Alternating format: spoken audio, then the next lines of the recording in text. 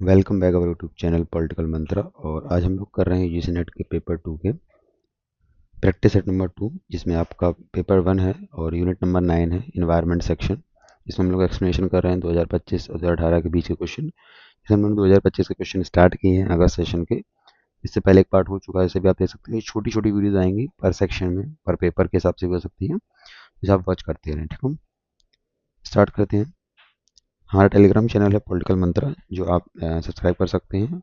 और इसमें आपको मिलेंगे सारे यूट्यूब की नोटिफिकेशन भी, आपको वीडियोस भी मिल जाते हैं, नोट्स भी मिल जाते हैं, पीडीएफ्स वगैरह भी इस चैनल पे अवेलेबल करा दी जाती हैं।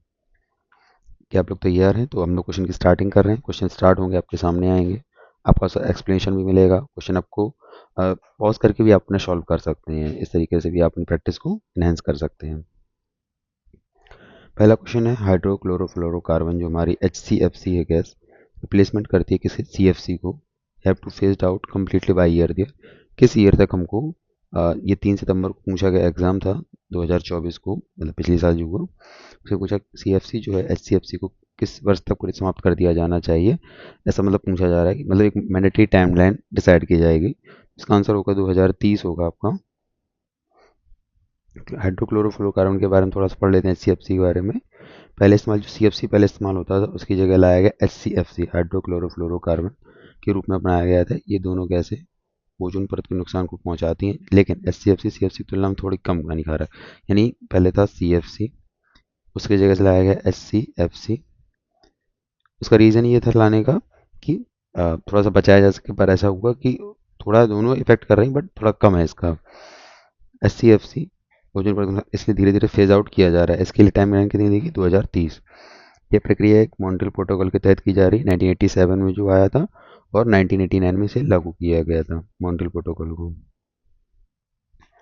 विकसित देशों के लिए 2020 तक HCFC को पूरी तरह इस्तेमाल बंद कर दिया गया है, और विकासशील देशों के लिए 2030 तक का टाइम दिया गया है। जैसे भारत जैसे देशों के लिए, अमेरिका, यूरोपीय देश, जितने भी डेवलप्ड नेशन है, उनके लिए 2020 था। ठीक है, ये आप ध्यान रखना। फैक्ट नंबर ये भी आप याद कर सकते हैं उसके साथ में। और ये तो आप याद रखना क्योंकि इस तरीके से एग्जाम नेट में पूछे जा रहे हैं, रेगुलर में फैक्ट वाइज में ज़्यादा पूछ रहे हैं। नेक्स्ट क्वेश्चन है, ये भी आपका 3 सितंबर 2024 को आया था सितंबर में। The international solar alliance is an alliance of Asian countries which of the following, मतलब किस तरीके से पूछ रहा है कि ये पूछ रहा है ISA जो हमारा है वो किस देशों का गठबंधन है। तो located in the middle of the north pole and the tropic of cancer, the tropic of capricorn is located in the middle of the south pole, located in the Vastu Rekha and the located in the middle of the Tropic of Cancer and the Tropic of Capricorn। कर्क रेखा और मकर रेखा के मध्य में जो स्थित है, ये जो है कर्क रेखा और मकर रेखा की जो मध्य में ये स्थित है ना क्षेत्र, इस क्षेत्र में जो स्थित हैं उनके लिए ये ISA बना था। ठीक है,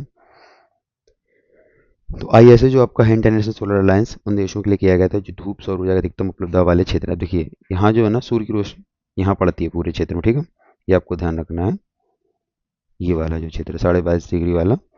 और उसके साथ में ये है बीच वाली लाइन होगी, मतलब सेंट्रल लाइन होगी, तो इसमें नहीं, इसके दोनों के बीच जितने देश उनके लिए ये था। ठीक है, क्योंकि ये सोलर है, उसी से हम लोग सोलर लाइन्स के थ्रू बनाना चाहते थे धूप से। और कर्क रेखा हो गया और ट्रॉपिक ऑफ कैप्रिकॉर्न। ठीक है, ट्रॉपिकल जोन में जो आते हैं उष्णकटिबंधीय क्षेत्र। ठीक है, इसकी स्थापना के बारे में थोड़ा देख लेते हैं। ये ध्यान रखना, भारत और फ्रांस के द्वारा की गई। पहला फैक्ट, किसके द्वारा की, ये पूछा जाएगा क्वेश्चन, कब की गई? 2015। Ask in previous exam question. ठीक है, उसके साथ COP21, मतलब कॉमन ऑफ पार्टीज में 2021 नंबर पे, और इसका हेडक्वार्टर कहाँ है ये पूछा जा सकता है। तो पहला पूछा जाएगा भारत और फ्रांस के द्वारा की गई, किसके मतलब सहयोग के साथ में 2015 पेरिस जलवायु सम्मेलन COP21 में की गई। इसका मुख्यालय भारत के गुरुग्राम हरियाणा में स्थित है, ध्यान रखना आपको। नेक्स्ट क्वेश्चन, उससे पहले ये रही उसकी ISA की वेबसाइट, isa.int। ठीक है, और उस पर जाकर आप देख सकते हैं कि नए देश कौन से ऐड हुए, क्योंकि ये करंट अफेयर का है तो एडिट होते रहती हैं चीज़ें। ठीक है, ये आपको ध्यान रखना है। नेक्स्ट क्वेश्चन है, due to over fertilization of lake, यानी कि जब हम लोग लेक्स की जो बात करते हैं, झील्स की, तो उसकी उर्वरती कड़ी से कहते हैं ना, फर्टिलाइजेशन चीज़ें बढ़ गई हैं, तो क्वालिटी ऑफ मैरिन लाइफ क्या हो जाती है? Does not change, decline, does not improve, या फर्स्ट इम्प्रूव देन डिट्राइज। परिवर्तित नहीं होती, में ह्रास होता है, में सुधार होता नहीं है, या फिर फर्स्ट हो जाती हैं। तो आंसर इस 3 होगा, क्योंकि ऐसा रीज़न ये है कि जब उर्वरता बढ़ रही है, जब आपने मतलब चीज़ें वहाँ से डाली हैं, तो डज नॉट इम्प्रूव, मतलब गुणवत्ता में क्या ही सुधार होगा मछलियों की, ये वो पूछ रहा है। इससे नुकसान ही होगा। जब झीलों में ओवर फर्टिलाइजेशन होता है, यानी अत्यधिक मात्रा में उर्वरक फर्टिलाइजर, नाइट्रोजन और फास्फोरस जैसे ये जो चीज़ें होती हैं, जब आपकी पहुँच, तो ब्लू बेबी सिंड्रोम होने के भी चांसेस रहते हैं। ऐसे पानी में कंटेम्प्ट पावर हो जाता है। तो एक प्रकार की क्रिया को हम जैसे यूट्रोफिकेशन भी कहते हैं। मल्टीपल टाइम मतलब इसी नेट में एग्जाम में पूछा जाता है, यूट्रोफिकेशन प्रक्रिया क्या कहते हैं, इसी को होता है कि ओवर फर्टिलाइजेशन हो जाता है, यानी उर्वरीकरण। ठीक है, ये आपको ध्यान रखना है। और उसके साथ में, और ओलिगोट्रॉफिक मतलब ऑक्सीजन की मात्रा वाली चीज़ होती है। तो ये दोनों आप टॉपिक को आप कवर कर सकते हैं। ठीक है, उसके साथ में अगला क्वेश्चन है, बायोमास के बारे में पूछ रहा है कि बायोमास क्या है। और ये क्वेश्चन भी आपका आया था 3 सितंबर 2024 को कि A is a carbon cycle neutral fuel, carbon चक्र निरपेक्ष ईंधन है, has much higher calorific value than coal, and C is the can be converted into solid, liquid and gaseous fuels. D can be converted into producer gas, cannot be obtained from energy crops. देखिए, अगर आप थोड़ा सा भी देखेंगे इसमें, इस question में देखिए, ये तो पहले ही से आप हटा सकते हैं। ठीक है, कि एनर्जी क्रॉप से नहीं होता होगा। ठीक है, तो ये देखते हैं इसके बारे में क्या क्या हो सकता है। देखिए, ये नहीं हो सकता है पहले, तो ये 2 ऑप्शन गए आपके। ठीक है, उसके साथ में आप देखेंगे कि मच हायर कैलोरीफाई, और परिवर्तित किया जा सकता है, प्रोड्यूसर गैस परिवर्तित किया जा सकता है, अधिक ऊष्मीमान नहीं रखता है, ए सी डी होगा इसका आंसर, ए सी डी। ठीक है, देखते हैं बायोमास क्या होता है। जो पौधे, कृषि अपशिष्ट और लकड़ी, गोबर, ऊर्जा, जो हमारे फसली चीज़ें निकलती हैं, जो मतलब, तो उसको क्या करते हैं, इसको बनाते हैं बायोमास को। ठीक है, ये कार्बन चक्र निरपेक्ष होता है, क्योंकि इसमें कार्बन जितना होता है वही स्पीडली साइकिल में चलता रहता है। कार्बन न्यूट्रल होता है, CO2 लेते हैं, बायोमास जलाया जाता है तो वही CO2 छोड़ देते हैं। तो यानी 100 चीज ली, 100 वापस कर दी, इज इक्वल टू न्यूट्रल हो जाएगा। ठीक है, कोयले से काफ़ी अधिक ऊष्मीय मान रखता है, नहीं। बायोमास का जो ऊष्मीय मान है, कैलोरीफाई वैल्यू होती है, वो कोयले की तुलना में काफ़ी कम होता है, इसलिए कथन गलत हो जाएगा। ठीक है, नेक्स्ट है, ठोस, तरल और गैस ईंधन परिवर्तित किया जाता है बायोमास को। ठोस लकड़ी, प्लेट्स, तरल बायोएथेनॉल, बायोडीजल के बारे में चल रहा हो रही है हमारे। उसका गैस, बायोगैस में परिवर्तित किया जा सकता है। तो बायोएथेनॉल के बारे में E20 जैसा अभी चल रहा है करंट इश्यू, इस तरीके से भी आपको क्वेश्चन पूछा जा सकता है। प्रोड्यूसर गैस में भी परिवर्तित किया जा सकता है। प्रोड्यूसर गैस CO+H2+, मतलब ईंधन गैस एक बनाना, ऑक्सीजन में जलाया सकता है, जब सीमित ऑक्सीजन वहाँ पर मिल रही हो। तो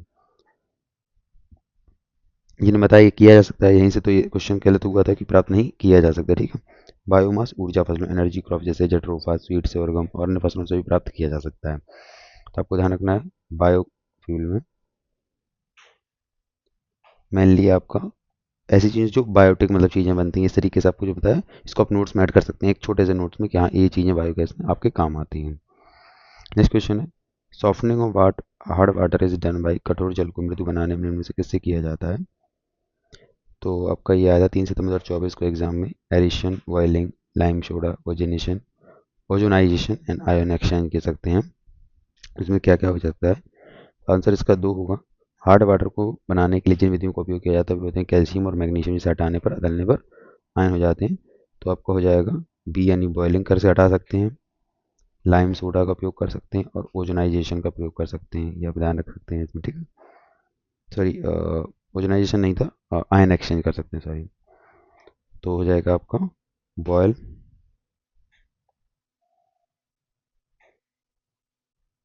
पहला, दूसरा लाइम सोडा, और तीसरा आयन एक्सचेंज। ठीक है, ये वाला। ठीक है, उसके बाद मैंने इसमें ऐड कर दिया इसीलिए बॉइलिंग, यानी पानी को गर्म करके भी आप इस चीज़ को खत्म कर सकते हैं। उबालने पर घुलनशील जो सोल्यूबल बाइकार्बोनेट्स इनसॉल्यूबल कार्बोनेट्स में बदल जाते हैं, जो नीचे बैठ जाते हैं, इसे जलाने मतलब गर्म करने पर पानी।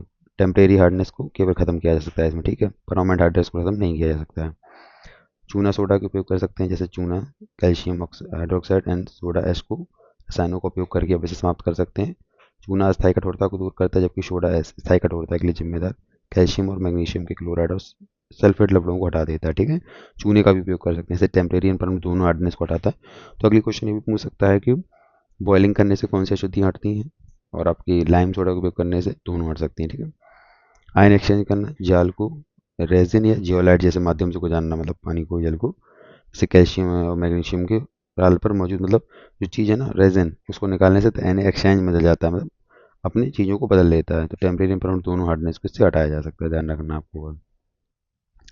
नेक्स्ट क्वेश्चन में, ये सुनामी इजा, मतलब एक जो सुनामी होती है वो क्या होती है? ट्रांसवर्स वेव होती है, लॉन्गिट्यूडनल होती है, वो ट्रांसवर्स लॉन्गिट्यूडनल, लाइनर अनुप्रस्थ या अनुदैर्ध्य तुम दोनों नहीं होती है। तो इसका आंसर होगा अनुप्रस्थ और अनुदैर्ध्य दोनों तरह की तरंगें होती है ये। सुनामी एक प्रकार की ग्रेविट्यूडनल वाटर वेव होती है जो मुख्य रूप से समुद्र के नीचे भूकंप, ज्वालामुखी, विस्फोट या भूस्खलन के कारण पानी के बड़े पैमाने पर विस्थापित से उत्पन्न होती है, ठीक है। उसके बाद में एक होती है लॉन्गिट्यूडनल वेव नेचर होती है, ये गहरे पानी में।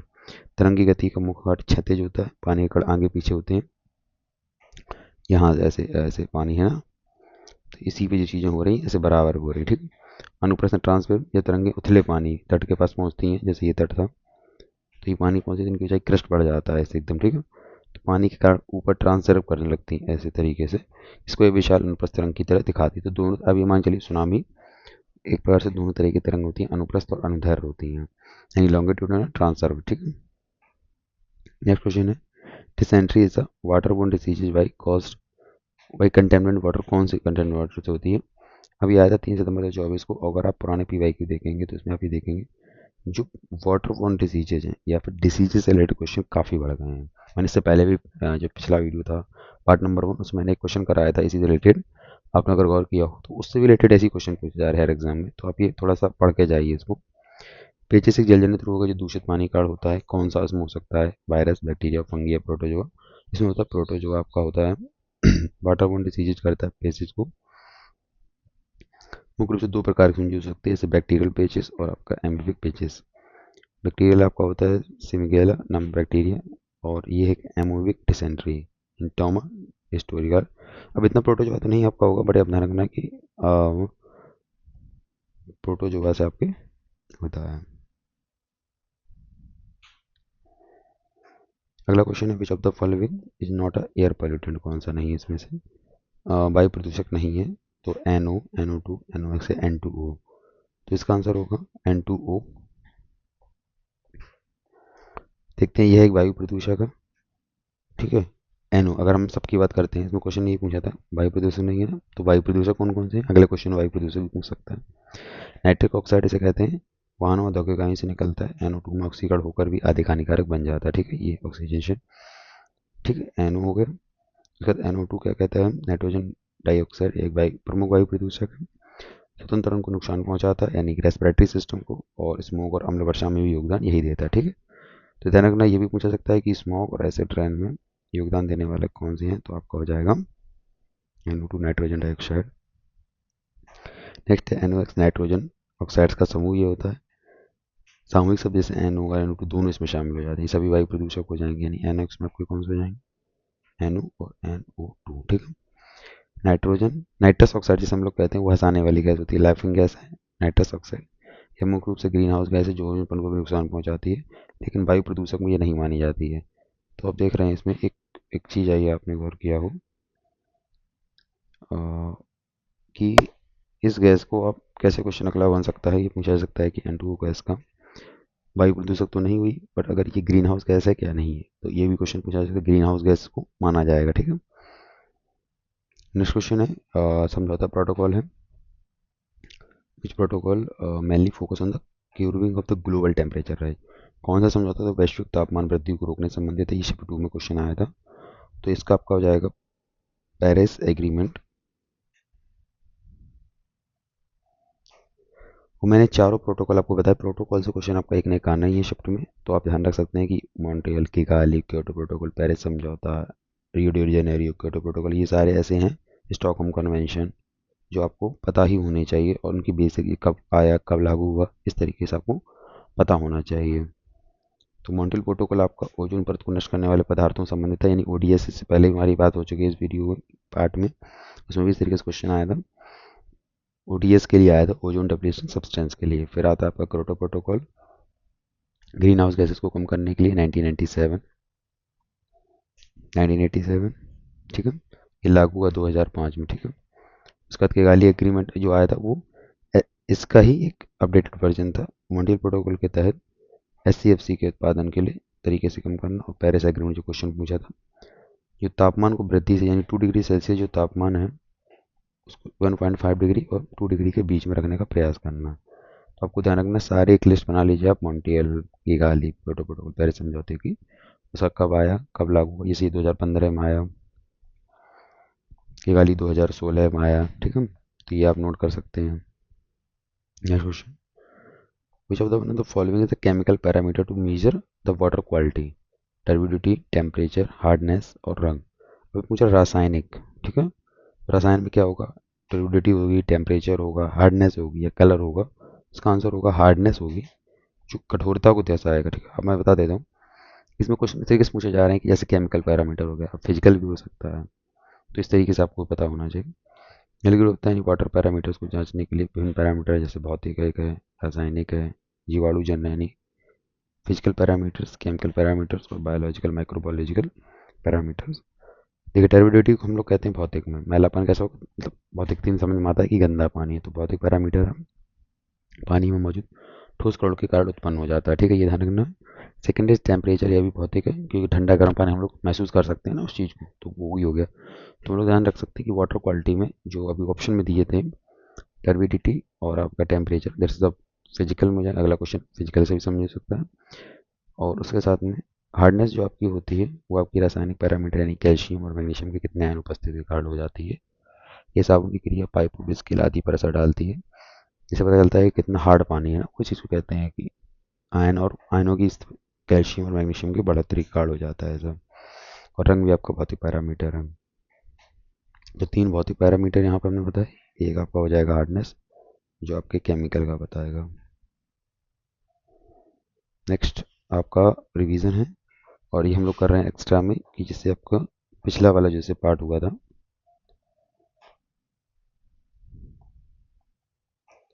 पार्ट नंबर 1, उसका रिवीजन है। और रिवीजन कैसे होगा, जो हम लोगों ने उसका एक्सप्लेनेशन किया था उसको मैंने एज अ रिवीजन में दिया है, इससे आपको हर वीडियो के लास्ट में आपको ये चीज़ें एक्स्ट्रा मिलती रहें। जैसे water prevention and control of pollution act, जिसे हम लोग 1974 में लेकर आए।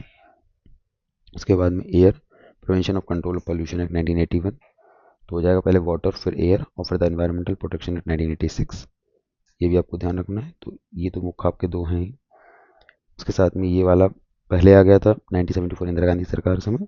तो इन्वायरमेंट प्रोटेक्शन आपको ध्यान रखना है, किसकी ट्रेजरी से आया था, भोपाल गैस ट्रेजेडी से। नेक्स्ट हम लोगों ने पिछली वीडियो में प्रोटोकॉल्स किए थे, तो जैसे Paris convention, Montreal, London, Copenhagen, Montreal, Beijing and Kigali, जिसमें दो महत्वपूर्ण हैं आपके ये, और आपका पहला मॉन्ट्रियल फिर किगाली वाला हो जाएगा आपका ये, एंड दैट्स सबसे मेनली हो जाएगा कोपेनहेगन भी आपका 1982 हो जाएगा, ठीक है, और वियना कन्वेंशन 1985। तो आप ये सारे नोट करते हैं, Vienna 1985, Montreal 1987, London 1990, Copenhagen 1982, Montreal 1997, Beijing 1999, Kigali 2016। Next है, हम लोगों ने पिछले किए थे वीडियो में कुछ ऐसे हेमाटोक्टिस, मतलब ऐसी प्रॉब्लम थी जो किस अंग पर प्रणाली करती हैं। हेमाटोक्टिस ब्लड पर आपका करता है, हीमोग्लोबिन से आप करते हैं, न्यूरोटॉक्सिक यानी नर्व्स एंड ब्रेन, साइटोटॉक्सिक आपका सेल्स पर, और नेफ्रोटॉक्सिक आपका किडनीज पे आपका असर करता है।